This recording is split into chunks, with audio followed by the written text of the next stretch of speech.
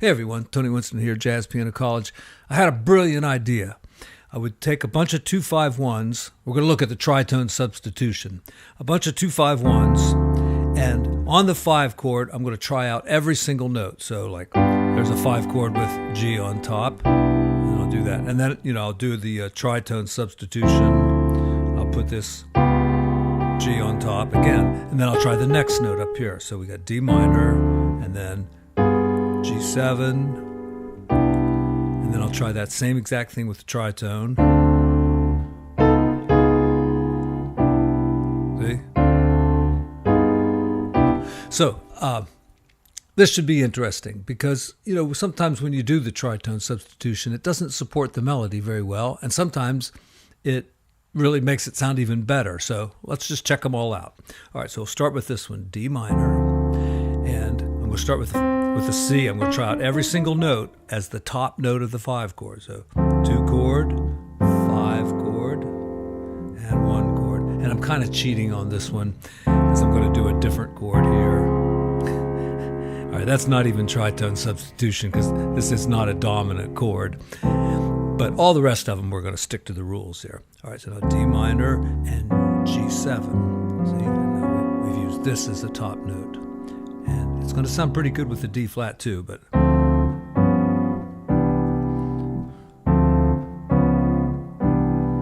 So which way sounds better? They kind of both sound pretty good there.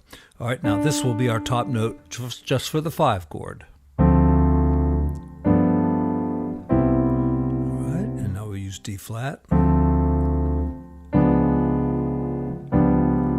mean,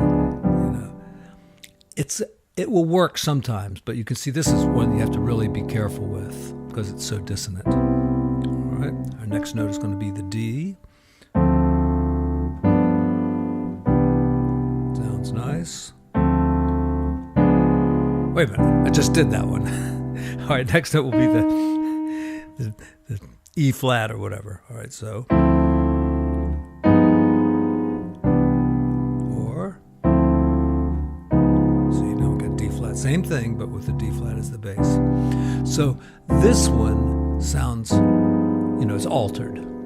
This one sounds sweeter. It's less dissonant, unaltered. All right, we're up to this note, so.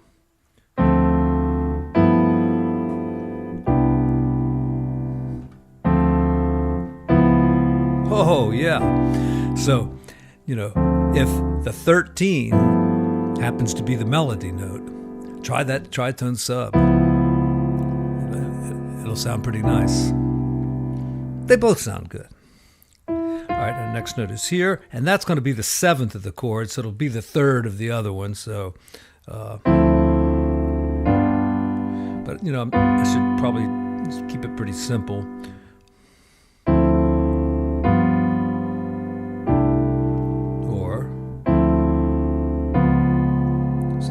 So nothing much happens there. If it's the 3rd or the 7th, it won't make much difference what the bass note is. But you could find ways to make it more lively.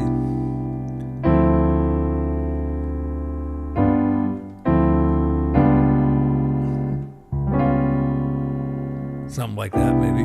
Okay, what's our next note?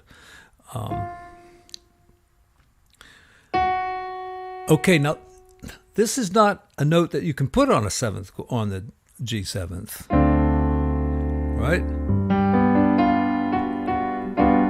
You can't really put that note, but if you play the 7th along with it, you can kind of bend the rules on this one. See, that doesn't sound too bad.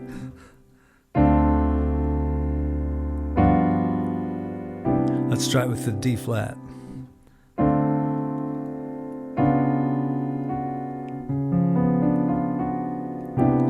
Doesn't work so well there. It didn't work that well the other way either. All right, now we're going to have a G on top, and this will be interesting. All right, and with the tritone sub. See, that's great.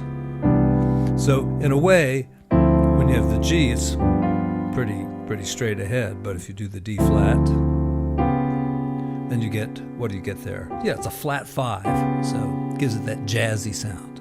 All right, our next note is going to be A flat. So let's see. All right, so give it that altered touch there. Could have gone like that maybe. Let's stick with this one. And you see with D flat it'll be a perfect sub. It's more interesting as the G chord. Let's try another version. Right here, because we have a flat 9 and a regular 13. I don't know, for some reason I think of this as the Stevie Wonder chord, because it's in You Are the Sunshine of My Life.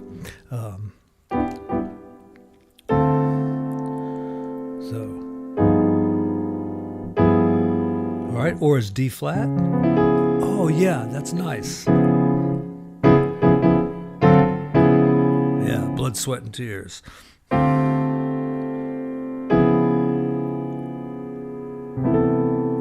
right, our next note's going to be an A. So there it is. Very nice with the G. Pretty good with that one too.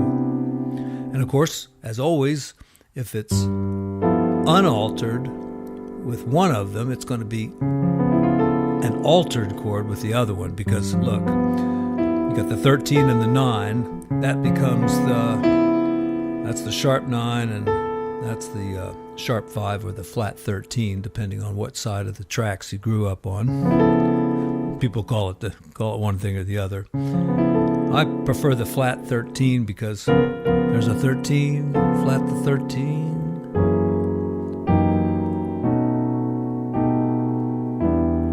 All right. So, all right. Now let's go on to this note. So we got D minor. All right. So that's altered, right? So the D flat version will be just a regular 13. So if you want it smoother, use the D flat. If you want it more bite, use the G. But the same notes, you see. Everything up here is the same. That's the thing that changes everything. All right. Next note is going to be this, and that's the third, so it's going to be the seventh of the other one, so it's going to be a boring thing either way.